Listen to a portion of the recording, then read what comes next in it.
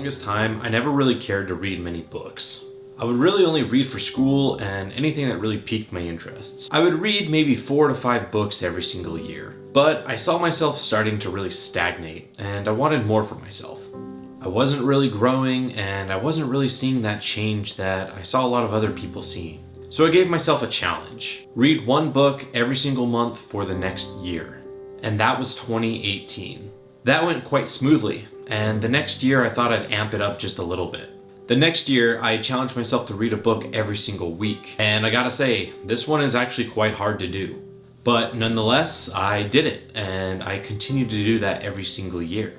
But as soon as I started to read more, even back in 2018, I started to notice more opportunities coming my way. There were more promotions at work, and different paths to financial freedom, and even tips on how to raise a family. Of course, these are all things that I really value in my life. These are the things that I wanted to get really good at and to really understand how they work. But past me had really no clue how to navigate those, especially promotions. I mean, do you just ask for them or do you just do good work? Learning to read again really challenges you in many different ways. I like to think of it like a video game. Think of a game where you're going through a maze and there's locked doors with keys. Of course, some of those keys aren't going to be available to you until you go through other doors.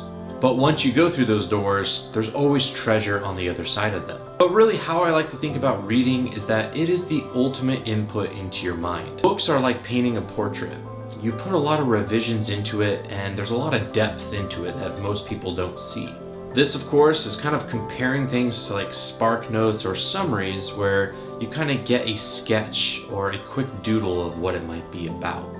Once you can really grasp the depth of a subject, you'll kind of unlock these superpowers that only you really know about. But this is what I think prevents most people. You have to be willing to feel stupid before you can advance. Not many people are willing to even feel that. The first step could really just be as simple as going to your library and getting a library card and checking out a couple books. But that's really just the easy part. The hard part is dedicating 30 minutes of your life every single day to read. And once you've built that habit of reading, you'll never go back.